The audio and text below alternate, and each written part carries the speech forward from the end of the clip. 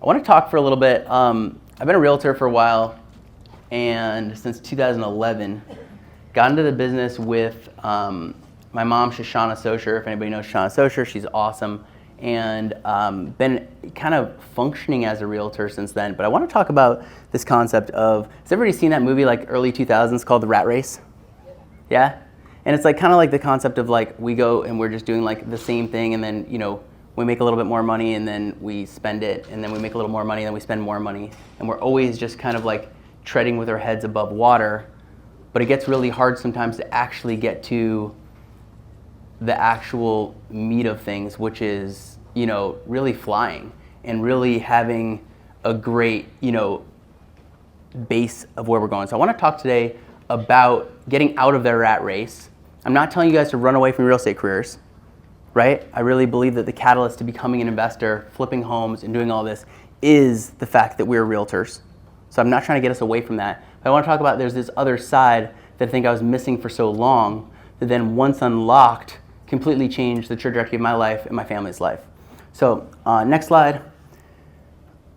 So here's my world. So age 18 to 29, team owner. I earn anywhere between $15,000 and $300,000 annually. Has anybody had that kind of spectrum, right? Like we all kind of have that, right? You just massive spread. Pretty much spent every dollar or more. The watches, the cars, the things that I thought I needed as a realtor, I bought because that's what I thought I was supposed to do. Had this realization, I was in the rat race, and I really just needed a new path. I was just I just was selling and selling and selling. I think my top year I sold 78 homes myself, not including my team, and I just was burning out. I got to this point where my wife and I got pregnant in 2019, and I was like, man, I'm going to be the dad that's not at the soccer games. I'm going to be the dad that's not at the school functions. I'm never going to be available on weekends. Like this doesn't make any sense, and our lifestyle had such a creep that I had no ability to get out of it. And so the turning point was, I was like, well, what do I know best? And like I make this joke, like what I know best are mediocre homes on the east side of Cleveland, which is like not very sexy if you know the east side of Cleveland. There's some nice neighborhoods, but like overall it's not like the most exciting thing in the world. But I'm like, if I know best mediocre homes on the east side of Cleveland, what if I just went all in and focused on that? And so that was kind of the start to my journey, and still not working. Number 2, slide 2. Next slide. So again, this is me, a little bit of me, and this is super blatantly honest. This is not stuff I had before, but this is my net worth. So I have a net worth goal of $350 million. My current net worth is at $3.561 million. Why am I telling you that? Not to show off, because a lot of times I sit in a room and I'm like, what is this person actually worth? What's their deal? Talking about wealth building, what are they worth? Now you know what I'm worth, right? And we're going to talk about that. Cool. Here's some places I've traveled to with me and my wife and my kids. My new kid hasn't traveled yet. We're going on our first trip in a couple weeks. She's only 6 weeks old. And so places I've traveled to in the last 18 months. This is my real estate portfolio, what it's worth. These are what my 2 companies have done last year. So the last rolling 12 months, these are kind of the numbers that we're at. So you can see my exact nets on everything. Just getting really transparent with you guys in the room. Like I want to just bring it down to I think one of the weird things about real estate is we all talk about GCI, right? Gross commission income, right? And I'm like, it doesn't really matter what your GCI is. It matters like, what's your net? What's your real world look like? Next slide. So, this kind of aha of like, you change your world. And if you look back, go back one slide for a second. Okay. So thank you, Katie. If you look, the real estate team did pretty well. We did over $1 million in GCI. But look at the profit on the investment business. That's a business that didn't exist 5 years ago. So next slide. So the aha is, we make over $2 million in profit. That's take-home profit, right? And from something that didn't exist 5 years ago. And so it goes back to this concept, and I hear Gary talk about it. If you go to any conference with Gary in it, or Jason Abrams, or any one of these guys who speak on stage at a Keller Williams conference, and they always say, most people overestimate what they can do in 1 year and underestimate what they can do in 5 years. And it's definitely me. Like I just always had this belief that like I could do so much in 1 year, and I didn't really ever get there. And building a business over a course of 5 years is amazing to see kind of where we've gotten to. And so the ability to go from a business where our real estate team was netting us good money, like $400K for a net on a real estate team, like that's pretty good money. But to get to another side where because of that, that was a catalyst to starting a new business, which is the investment side, which is really just doing the same thing I do now, which is focusing on mediocre homes on the east side of Cleveland. and able to go profit in the last rolling 12 months more than $1.6 million, that's just like, that's a different world. That's not treading water anymore, right? So next slide, thank you. So why? So like, what's your why? Why are you doing this? What is it for you?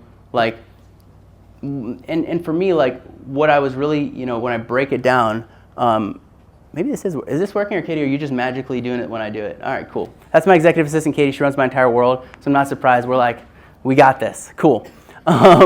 So this is my why. So like, it's like using money as a tool and a commodity to buy back time to do more of what I do with who I love. So this is a brand new picture. This is yesterday morning. This is my 5-year-old or 4.5-year-old son. This is my daughter, Lainey. My dad and I at a World Series game, or not World Series, whatever it was before the World Series that we didn't get into the World Series. There's my son, not my son, it's my dog Bri. I guess we could call it son. I don't really think of it like that, but there's my dog Bri in my convertible. Again, family, and then we took our son to Rome this last year, and that was pretty cool. And just so like, why are you doing this? What's the reason for it? What are the memories you're gonna go create? Side note is my favorite book of all time is a book called The Power of Moments, and it's about creating really deep moments with you and your family and in your business. If you haven't read that, I would highly suggest it. Next, cool. So just a question to the room of like, what's your definition of wealth? What is it? Is it travel? Is it money? Is it family? Is it like ego? I definitely have some ego in it. Like, I'm not gonna lie. There's definitely some chips on my shoulder that I wanna bust. Like, and if I would be lying to you if I didn't say that I have definitely, like, I have the, there's that Tony Robbins concept that he talks about where you write down on a piece of paper, like, they told me I couldn't, but I did, and you write down who they are, and you write down what they said you couldn't, and then that you did it, and then it's like, they told me I could, and I did, and you write down like somebody who told you like you can do this, and they did. I don't know, have you guys ever done that exercise? It's a really cool exercise. I mean, it's just one of those things, like somebody telling you that you can do something. It's like, what is it for you? What is wealth for you? And what is it? It doesn't have to be what mine is. Like, I'm not here selling you on what I do. I'm hoping that it would strike a chord in you to go figure out like what your thing is, because I ran as a realtor for a really long time, and for some reason I never felt like I got to the me thing. I felt like I was always just running after clients, waiting for them to say yes or no, trying to get to my next commission so I could support the expensive lifestyle that I couldn't really afford. And so if you resonate with that at all, I just would try to figure out for you, like, what is your definition of wealth? Cool, next. So this is how to become your own and most profitable client. This was a concept I wrote down also when thinking about what's my why and why am I doing this. It's like, if what I know best is mediocre homes on the east side of Cleveland, instead of selling all the best deals to all these investors, right? Like, does anybody have any clients who you sell a house to, they buy it well under market, you work terribly hard for it, you make $1,500 in commission, then you do list it for them potentially or not. They always tell you they lost money, but then they buy 2 more after they bought the first one, right? And you're like, you lost money here? Is that true? I don't know. Like, and so I was like, well, if what I know best is mediocre homes on the east side of Cleveland, well then how do I become like my own best client? How do I pay myself? What if I worked for myself versus working for others? And so next, and so it came from this. So the start of this, and a lot of this is KW Wealth. I'm in the KW Wealth Mastermind, and a lot of this is like Brett Tanner, Gary Keller's, stuff. But like, it's the concept of, if you're not tracking your net worth, you're not in the game. So Gary Keller says that. At the end of this, I have a QR code. You guys can all just take what I use as a net worth tracker. If you want to track it, I would highly suggest to track your net worth. So I tried to figure out what I want to be worth in 30 years from now. So if you saw, I have a $350 million net worth goal. Now there's family elements to that, there might be ego elements to that, there might be unknown elements to that, and there's a lot of known elements to it, just to be really clear. But you pick a number out of the sky that you're committed to. Maybe your number is 50 million, maybe it's just 100 million, okay? By the way, to get to $50 million in net worth in over 30 years, buy 2 houses at a 6% interest rate, each $250,000, right? Rent them out, that pays down the mortgage, and over 30 years with those homes, you'll be worth 50 million bucks. So I was like, that's too easy, right? So I just had to keep building it. That's some serious weather out there. And so what do you want to be worth in 30 years? Next. So then what do you want to be worth today? Or what are you worth today? So what do you want to be worth in 30 years? What are you worth today? And then the middle is, what would it take to get there? And so that's the thing in the middle we always have to figure out. But if we don't know what we want our life to look like in 30 years, And maybe 10 and maybe 20. It's like everybody has a different thing. But try to figure out, like, what do you want your life to look like in 30 years? Like, really figure that out. It doesn't matter what your age is, right? My mom just turned 60 this last week. I can say that because it was on Facebook. But I don't know, I feel like it's inappropriate to say it otherwise. But she turned 60 this last week. Like, she thinks a lot about, like, what does it look like in 20 or 30 years from now? Like, right? She's got 6 kids. There's a lot of moving elements and stuff like that. Like, I keep saying to her, like, what do you want it to, like, we got to really hone in on that. So it doesn't matter your age, right? I'm 34, but, like, you know, what do you want? So just think about this for a minute. And then, you know, if you're not tracking your net worth, you're not in the game. I realized that when I made a lot of money, I was looking at my bank accounts all the time and my credit cards because they were low all the time. When I didn't have a lot of money and I was on the other element, I was like hiding from my bank accounts and hiding from my credit cards. I don't know if that resonates with anybody, but just how I was personally, like, I didn't want to look at it when I owed a lot, right? Is anybody else like that? Yes? Okay, cool. So next, so we all have these limiting beliefs. And these were the limiting beliefs I had. I'm not saying these are your limiting beliefs. Maybe you have other limiting beliefs. But for me, it was like, well, I don't have the cash. And I think that's a huge limiting belief that I held on to for a pretty long time. Second thing is like, well, where do I find the deal? How do I find the deal? Like, I don't know how to find the deal. And then the last thing is like, it's too risky. And I definitely held on to those limiting beliefs. And if you have some of these limiting beliefs, I would just ask you, like, over the next half an hour when I get really, we're about to rapid fire, and when I get really nitty gritty on what I'm about to teach in terms of flipping and stuff like that, I would ask that you kind of take all your limiting beliefs and just throw them outside the room. And whether this is something you're going to pick up now or in 6 months from now or in 3 years from now, like, hopefully it's something you can really, you know, use. Next. So we're going to go take massive action right now, and we're going to get into the nitty gritty. Is there any questions, thoughts, concerns, personal threats before we go further? Nothing. Anything? Cool. All right, next. All right, number 1, choose your investment buy box. All right, she's laughing at every single picture. I'm sorry, I know, it's. I didn't want to do it. I'm like, this is too corny. My marketing guy was like, I have to. So he did this, and we did a photo shoot, and here you go. All right, number 1, choose your investment buy box. Okay, next. So for me, here's what it is, and you all have a card in front of you guys. It'll show you exactly what my buy box goes, even more detailed than this. But for me, it's a single family home. It's 2,500 square feet. I could flex up to 3,000. It's 2 to 4 bedrooms. It's 1 to 3 bathrooms. I really even get more nitty gritty. If it's 2 bedrooms, I want it to have a space where I could try to, like, squeeze in a 3rd bedroom, right? I don't like 5 bedrooms. I just feel like that throws, like, the situation off. Sometimes, you know, some attics in Cleveland Heights and Shaker have like 4 bedrooms in the attic that don't make sense, right? And so, you know, I want to get really tight. So I want you guys to figure out, like, what do you actually want to buy?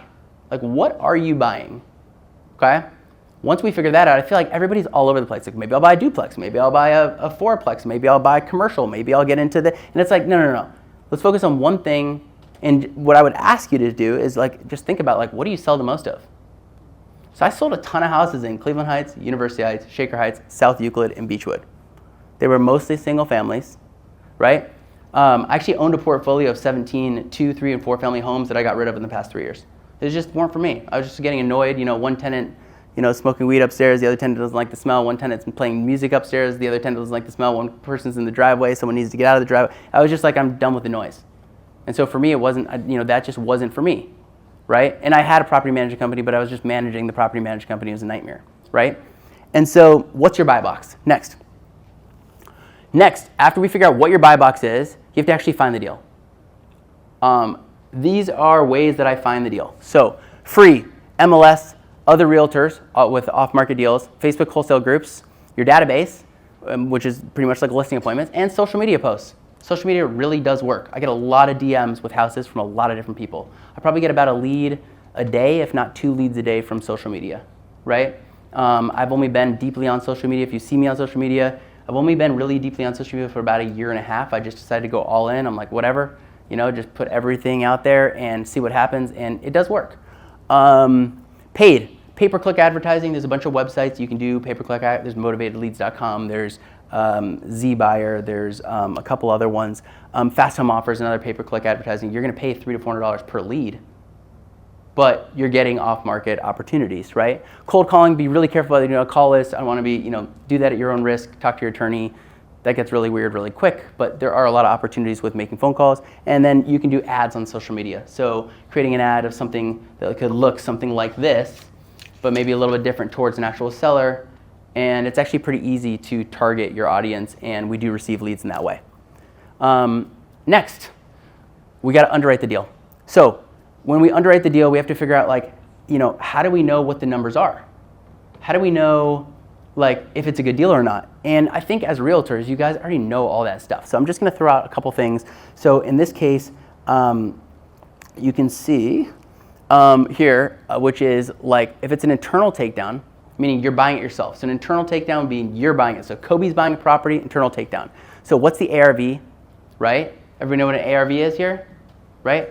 So what's the ARV after renovated value? So pretty much like I want to know what it's going to be, what could it be sold for on the market? Cool? Okay, we can all figure that out. Even on Zillow, you could figure that out pretty much, right? What are your holding costs? That's one of the things that I used to not think about a lot is like, what are your holding costs? Gas, electric, utilities, all that kind of stuff. Closing costs. So what are the actual closing costs to buy the property, right? Don't just tell yourself it's a $100,000 deal. It's not actually a $100,000 deal. There's title costs, there's lender costs, right? Like there's all these other things. Construction. What is the actual construction cost? Let's remember that it's really easy, as it says in the bottom, to sell yourself into a deal or out of a deal by running your numbers. So you get emotionally attached to the house, and all of a sudden construction's only 35 grand when really it's 65 grand. Or we're not very attached to the house, we don't know the area so well, and all of a sudden we start selling ourselves the idea that like, oh, it's really $65,000 when it's really $35,000, right? If you've underwritten enough deals, you know exactly what I'm talking about. And so in this case, it's like, make sure that you're actually running your numbers. And then commissions. Like I always pay commissions at the back end, even though I'm a realtor, right? Like I have to pay my team a commission, my brokerage expects something, right? And then like the other agent. So like I used to kind of run my numbers in my old version of flipping houses in like 2016 when I started was like, okay, it's whatever I could sell it for minus the construction. And that's like if you talk to a novice investor, that's what they think a flip is. And so they'll be like, wow, you made 150 grand on this house. They're like, no, not really. Like there's all these other things. Most times you're going to be borrowing money and other factors. Quick flip. This is going to be if you're selling it off to another investor. I'm not going to go deep into that, but if you were wholesaling, which I know is kind of a weird buzzword in brokerages in Ohio, but I'm just I've got nothing to lose. So if you were doing this, you'd kind of run it the way a buyer from a wholesale deal would want to purchase it, which is ARV, market value, minus 35%. So if you're buying it at 100. Take off 35%, $65,000, right? Minus your wholesale fee, and by the way, this could be, and I'll explain something else, minus your wholesale fee, and then, a lot of times you're gonna add in for repairs, and that would be the acquisition price you could pay for it, right? And then you're gonna sell it to your investor for 35% of the actual price, typically minus renovations. If you're nervous about wholesaling, you can double close. We do mostly double closes, which is where you actually close on the property and it instantly transfers to the next buyer, at which point you get a fee. So you're actually technically closing on the property, but it's a version of wholesaling. It's called double close. So if you're nervous about wholesaling, it's something to look into. Cool. Any questions on that? I know that's a lot of number stuff. You can stop me. Like I'm happy for this to be an open conversation. Yeah, go ahead. Do you do a lot of, whether it be wholesaling or double closing? Do I? Yeah, yeah, sure. This year, Speedy Offers has done about 65 of them already. Is it primarily double closing? Primary double closing, yeah. Yeah, we're really clean about it. I'm really focused on, whether it be our flips or working as a wholesale deals, we're clean, we're open, we're honest, we're like really transparent with how we do things. That being said, just to be clear, for these deals that I'm offering where I have a program where if a realtor brings me a deal, I'll buy it, flip it, and they get to list on the back end, we would never sell this to an end buyer. We would never wholesale or do a double close on a deal a realtor brings us. It's only for off-market stuff. And just get with your attorney. I can refer you to a couple different people. When you go under contract, Yeah.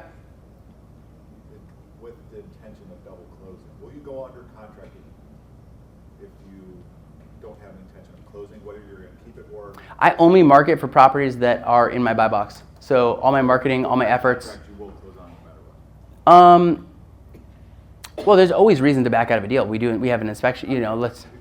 Yeah. There's always ways and reasons to back out of a deal, but our intention is typically to buy the property. Yeah. Yeah, and we just have you could have a handful of people that have, buyers that are looking for off-market deals that we end up selling them off to instead of closing on it. Sometimes I'll plan to buy something as a flip. Last week, selling in Cleveland Heights came up, planned to buy it as a flip.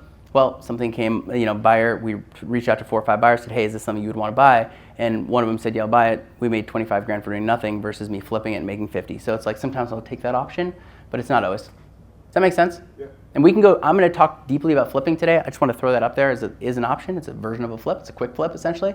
And so we're going to go way deeper on that. And Aaron's later going to tell us about the mini flip concept, which I love.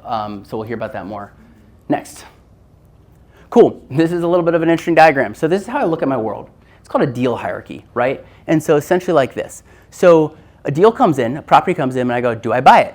Well, if I'm buying it, then the question is like, am I holding it as a rental? If I'm holding it as a rental, for Coby to buy something, I need $500 net profit, right? Do I hold this as a note? I own a lot of properties where I'll buy the property, I'll put it back on the market, and I'll sell it with owner financing on the back end with a 30-year note, okay? That's a little more complicated. We can talk about that. Also, that could be a different whole segment because that's pretty detailed. But in that case, I need to make $600 per month net, right?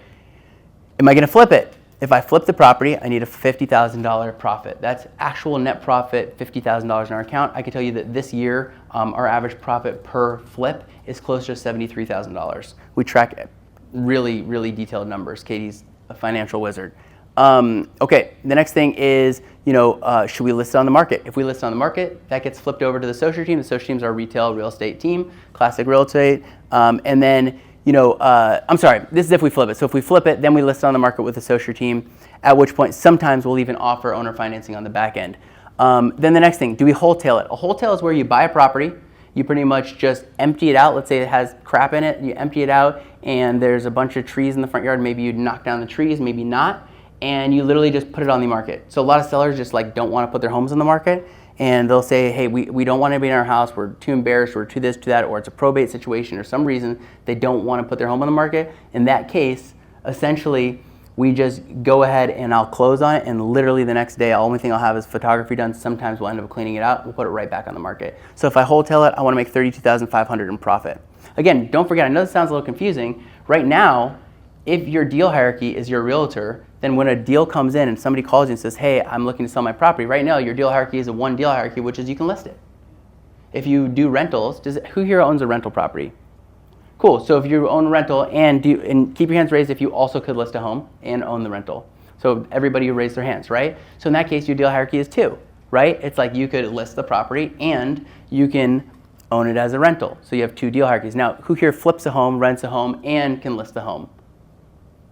Almost the same hands, right? Pretty close, a couple dropouts, right? And so if that's the case, that's it. So I've just taken the same asset class, which is the single family residential home, and just added to the deal hierarchy over time and just learned new ways of kind of slicing it. Does that make sense? So again, and then on the other side, if I'm deciding I'm not buying the property and taking it on myself, then the question is like, does this make sense as a listing lead, or does this make sense as a quick flip? And then if it is a quick flip, sometimes I'll do the hard money lending on the back end. To answer your question, I think one of your things was like, how open and honest are we being with the seller? And I think a lot of the worries with wholesale, people worried about is like they're lying to the seller that they're closing on the property. It's completely different. If I'm not buying it, one of the things we could say is, hey, we do have 2 other options here. Because this house doesn't make sense for me, I could get under contract with you and I could try to get one of my other capital and investor partners that I work with to try to close on this property. After 2 weeks, if that doesn't work, then we can either go to listing the property, or at that point, you could decide whatever route you want to take. Or we could list the property for you on the MLS, and here's what we think you could make. And a lot of times we're pushing for the listing because we're like, you could make $30,000 more if you listed it than if you sold it to me or you did a wholesale. And a lot of times they just want out and want to be done. I don't know if that helps answer a little bit of your stuff. Cool, next. Okay, so now we've chosen our investment buy box. So for me, it's a single family home. We've found the deal. We've underwritten the deal. Now we gotta fund the deal. Who's comfortable enough to raise their hand saying that their biggest limiting belief is they don't have the money and they don't know how to get the money? And does anybody that feel like that? Yeah? Okay, cool. That's definitely a limiting belief. And I definitely was like, I used to sit around being like, man, if I only had $250,000 in cash, or some rich person that would hand, like I don't have familial money, right? I don't have like the uncle or aunt that's just like, here you go, just swipe, like I didn't have that. And so if you do, that's great, utilize it. If you don't, then we got to figure out how to get the money. So, and I'm going to show you guys something really cool. So here's different ways that I've gotten the money over time. You could self-fund it with your own cash, right? Private money, that's if, I go to anybody in this room and I say, hey, will you lend me $100K at 10% interest rate, and you lend it to me privately, right? Hard money loan. A lot of hard money lenders right now. I know a company I've worked with, Lending, and there's a couple of them. They're doing 10% with 2 points. That means if you buy it at 100 grand, you're paying $833 a month plus 2 points. A point is a percentage point. Don't let anybody get you confused. By the way, we're in a lender off place, but when you talk to lenders, sometimes it'll be like, oh yeah, it's 2 bips. A bip is a point. Does everybody know that, right? Like, oh yeah, it's just 2 bips. Like, what? What are you talking about, right? Or they'll say 2 points. A point is just a percentage point. It's just it's 1%. So if somebody says 2 points, it just means 1%. 2 points would mean 2%. Does that make sense? Cool. DSCR loan, it's more of a commercial type loan, but there's all different ways in different companies. I think even Cross Country Mortgage has a DSCR loan option. They're nodding in the back, so yes. And then creative financing, which I'm going to talk to you guys about in a minute. And then you can use a HELOC. Maybe you have a personal line of credit that you want to use or something like that you can use on a property of yours, or you have a HELOC against. I know somebody recently, they got a HELOC against their IRA. There's different things you can do. So cool, let's jump next. Okay. You guys ready to flow with me for a second? So here's how I bought my first property. I had no cash, didn't know what to do, wanted to buy a property, and not sure how. I'm going to talk about this in the room. I'm going to tell you right now, I am not a lawyer, I'm not an attorney, and this, was definitely being massively creative and works because I've had a lot of people do it. So here's how you can buy a property with zero money out of pocket using your friends here at Cross Country Mortgage, which they didn't pay me to say and maybe don't like me to talk about. So number one, get a pre-approval number one, get pre-approved and find a property. So you find a property, and Colleen's aunt has a property who she just wants to get rid of. It's a $100,000 property, but it's worth $175,000, but it's full of crap, and they just want to get rid of it. Cool? Pretty typical situation if you know the investment world. Okay? So you negotiate the commission into the purchase price to cover the down payment and cash needed. I'm going to explain this in a minute. Just keep flowing with me. Example, you buy a house at $100K with 20% down, so you raise the price to $120,000, you set the commission at $20,000. So if you need reno and or closing costs, add those to the commissions and the purchase price. Have your broker approve it in writing that 100% of your commission goes towards the down payment, and then send the lender with an assigned addendum. So you get a seller that's willing to allow you to buy a property. You agree at 100 grand, right? Can you go to the next slide? I'm going to explain this. But you get the seller to agree to a property at 100 grand, right? But you know that it would appraise for much more because you're buying it well under market value, right? The ARV is much higher than the actual price you're buying it at. So you tie everything in. And in Ohio, you're allowed to use your commission, if you're a licensed realtor, as towards your down payment or closing costs, right? So you're essentially just financing in the down payment. So what happens is at closing, they use the commission as your down payment. I've done this about 6 or 7 times, okay? Again, it makes a lot more sense when interest rates were at 2 and 3%. It's not as exciting sometimes when you run your numbers when interest rates are at 6 or 8%. And it has to be a really great deal. So that you have to make sure you're finding an extremely great deal. But everybody here has found a great deal. It doesn't have to be all the time. Maybe you do this once every 2 years, right? So just a quick idea, if you're looking to get really creative, this is something you could do. So here's the deal in Avalon and Shaker Heights. Initial deal, I bought it off market for $82,500. This was an agent in our market center. He owned the property. He just wanted to get rid of it. $82,500. I was looking at the market, and I used financing. So I used an investment loan based on $130K appraisal. So I thought it would appraise for $130,000. That's what, when I did my, comping, right?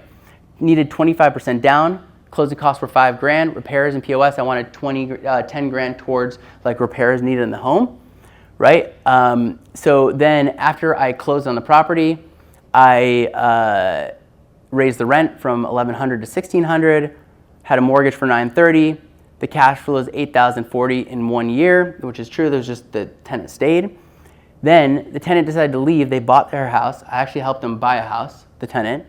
After the tenant moved out, I spent $2,000 cleaning it up and sold it for $225, which netted me $119,558, and I had no money in my pocket. Done this multiple times. So it sounds a little confusing, sounds a little weird, but it's pretty simple. Is everybody's head spinning, or you like this, or? Yeah, it's just something that, I just try to get really creative. This is your world, this is your life, it's your business. Again, just taking the same thing, single family thing, and just trying to get massively creative when you don't maybe have the funds to do it. Now that I do have cash to put down, now it's like more of a, you're gonna get to a point where you have enough cash where you're like, I need somewhere to place cash. So where do you place cash? It might make a lot more sense now for me to put the 25% down on a property because it's somewhere to play. It's a good place to place the cash. Does that make sense? Okay, let's keep rolling. So we funded the deal. You've learned an extra creative play. Now you need to get contractors. So I think for me, the biggest thing I've always heard over time is like, oh, construction is so hard. I don't know where to find contractors. And I didn't either, right? When I did my first renovation, I had no way of finding a contractor. And so, and I don't know if anybody's heard me talk about this before, but we can go to the next slide. I would just load up at Home Depot and Lowe's. Like I literally used to go to Home Depot and Lowe's, and if you go there between like 6 a.m. and 10 a.m., that's when all the people are doing this stuff. And you don't want the people who are like, you know, outside of Lowe's waiting in line for a job or outside of Home Depot waiting in line for a job. No, you go to like the sheetrock section, some guy's loading up like, you know, 50 things of drywall. And you're like, hey, you do drywall? And of course they do drywall. You're like, hey, are you looking for other work? And I get their number. It's lead generation, right? And I'd be like, hey, you're a painter? Like obviously he's a painter. He's wearing, you know, paint stuff, buying 12 gallons of paint. Like, do you have time for other jobs? And I've built all of my crews in that way. So it's just, I've really found it valuable. I have a head of construction now, and whenever we're out of a crew, I'm pretty much like, go find people that are doing it now. I'm not paying retail pricing as an investor, but I also want good work. I want the people that are doing it, see what their work is, and I'll test them out. Hey, why don't you tile this thing, paint this room, show me one of the jobs you're doing, give me a reference, whatever it is. We found everybody like that. So I would really highly suggest, if you're looking for contractors, don't go on Google, go to Home Depot. Cool. Now we got to dispose of the property. So we've done the whole 9 and we got to dispose. So next, I guess the next is really just disposing of properties, listing on the MLS. Like, right? Like, let's just be honest for a second. Like when we're selling a property, like we could pretend we do all these fancy things, but like you list a good flip on the MLS and it's going to sell. Make sense? Like it's going to go on Zillow, it's going to go on, like it's going to sell. Cool. Then we got to just repeat. So now we're going to get into the tactical side of flipping a house. Anybody have a question before we jump?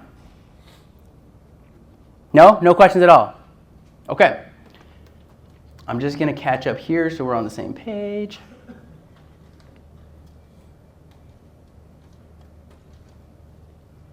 Cool. Lockery. So I'm going to show you guys some deal examples in this case. So in terms of examples on Lockery, this is a house I bought in Euclid. This is somebody who reached out to our real estate team and they said, we inherited a house, our brother passed away, and it went through probate, and we'd like to sell the house, but we're emotionally attached to it, we don't want anybody inside of it. And we went there, and I went there myself, I drove out there, and I said to them, I was like, look, like, I don't know what you're looking to get from this, but if we were to empty out the house, clear the couple of point of sale violations in Euclid, I think you could sell this for about $100,000. Just in the as-is condition. I was like, if you want to leave it the way it is, it's going to be a much lower price. And they're like, we just want to get rid of it. We don't want to hear anything about it. And I was like, Katie, can you go to the next photo? This is what it looked like before. This is what it looked like after. If anybody, has anybody seen one of my flips or walked through one of my flips? No? Yes? Some people? Okay, cool. This is one of my flips. They look very similar, all of them. And so, go to the next, Katie. So if you look at the numbers here, I ended up buying it for $47,500. That was their choice, right? I did $45,000 in renovation costs, and here's their closing costs and commissions, sale price. We ended up with a net profit of $97,000, and that was in under 4 weeks. The total close end to end was about 64 days. I really care about speed of my construction. I don't like a construction job. If I'm looking at a house, talk about buy box. If I believe it needs more than 30 to 45 days of construction, then it just doesn't make sense for me, right? So I don't look at like historic stuff. I don't look at stuff that I have to go through like, building and planning. We do pull all permits for our properties, but it just, I'm really, and it doesn't mean there isn't a lot of work done in my properties, because if you guys have seen stuff, I buy like fire damaged houses and stuff like that, but it means that we have to roll fast. Go ahead.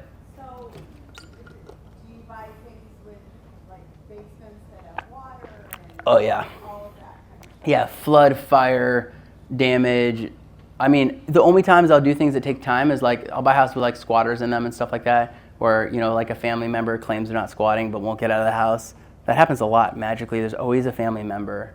It's harder to get a family member out of a house, by the way, who's living there, than it is to get a renter out of a house who's not paying. It's wild. Like a squatter is harder than a renter. Go ahead.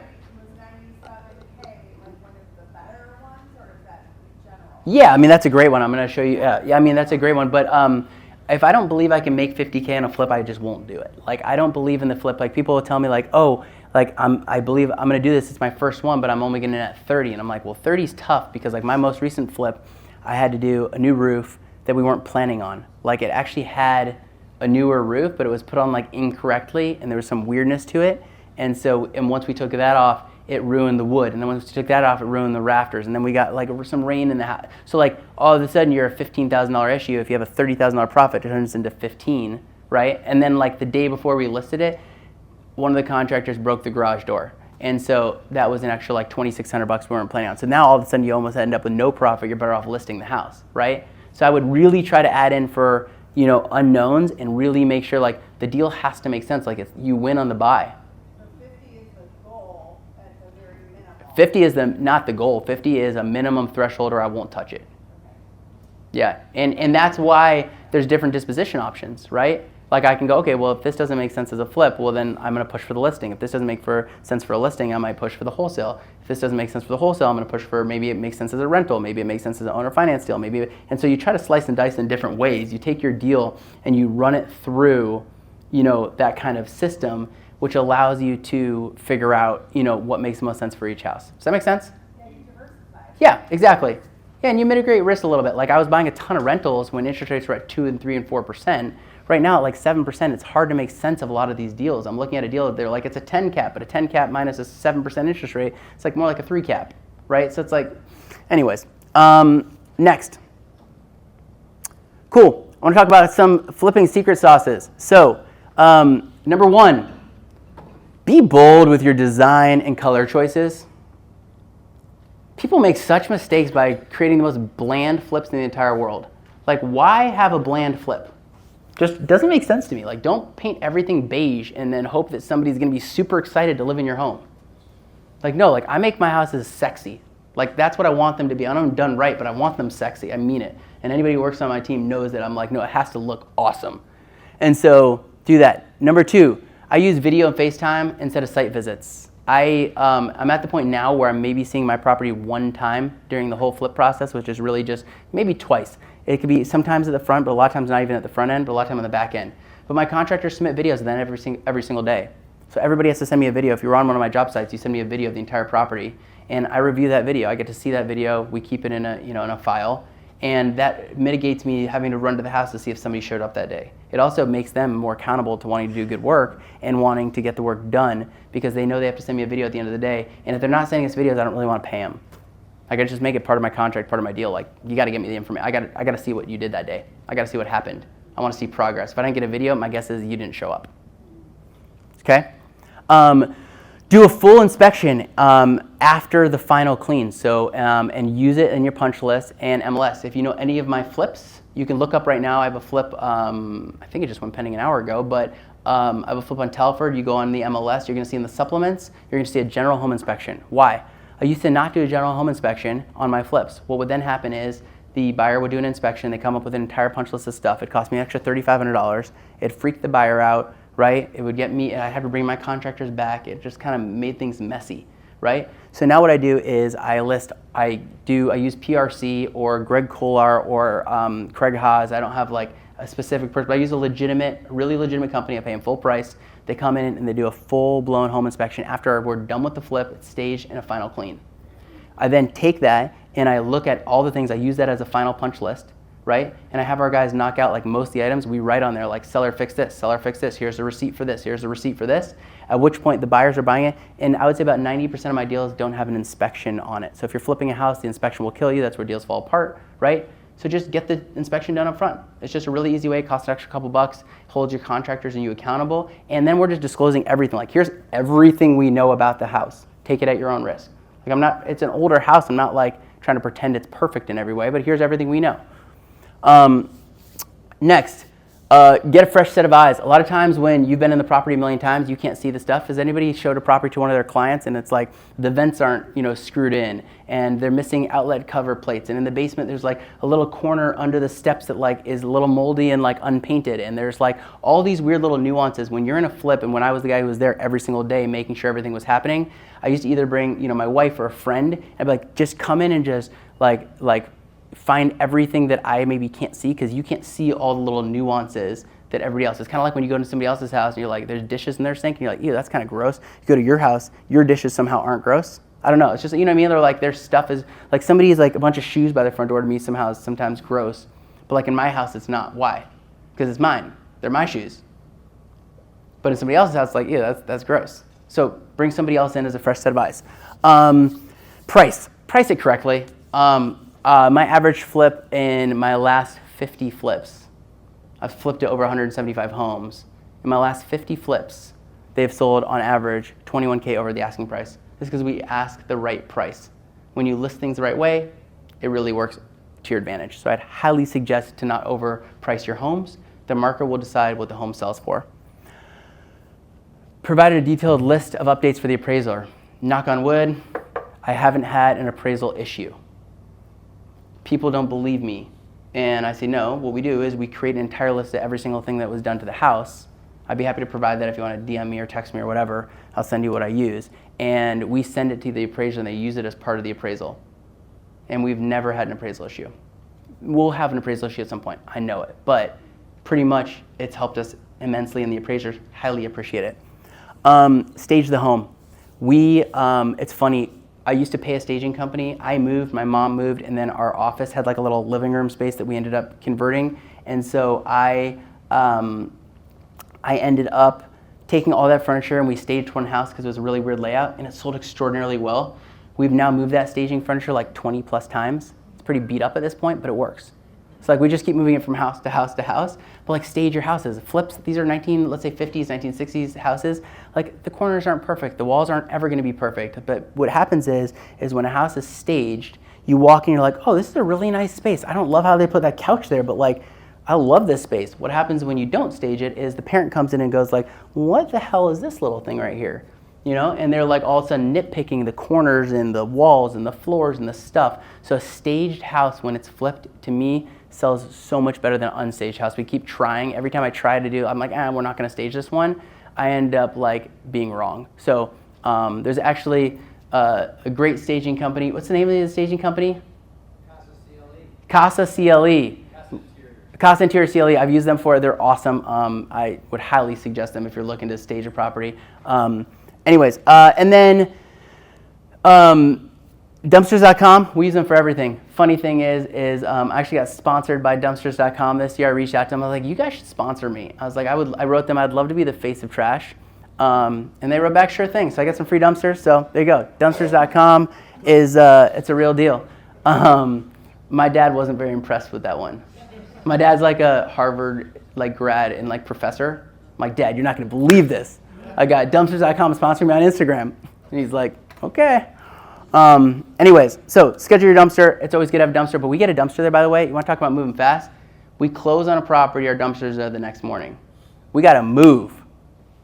And if my demo guys can't get there, my crew, find somebody else. There's somebody who can knock down something or take stuff out. But don't wait to get the ball rolling. You gotta move fast. In flips, we lose all our money by going slow. Cool, next. Last one, show you a couple more quick examples this is Berkeley. This is before pictures of, this is pretty much what it looked like. Literally, it looked like this when we bought it. This isn't after me doing anything. Go next, Katie. And this is afterwards, so looks awesome. Next. And here's again, purchase price, $125, renovation cost $95,500, which was a high reno cost. We again ran into some complications there. Closing cost commission $11,500, sale price $305, netted $73,900.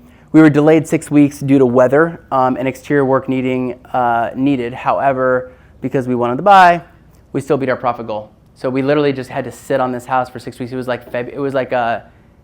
January, February. And we needed to paint the house, we needed to do tuck pointing, we needed to do a driveway and some other work, and it was just like, no matter what we did, we couldn't find 2 dry days. We ended up actually tenting the entire house at one point to get it done. Cool, next. This is a property, so this is Telford. So anybody knows Satrina Young with the Satrina Young Real Estate Group and Kayla Marble, they work together.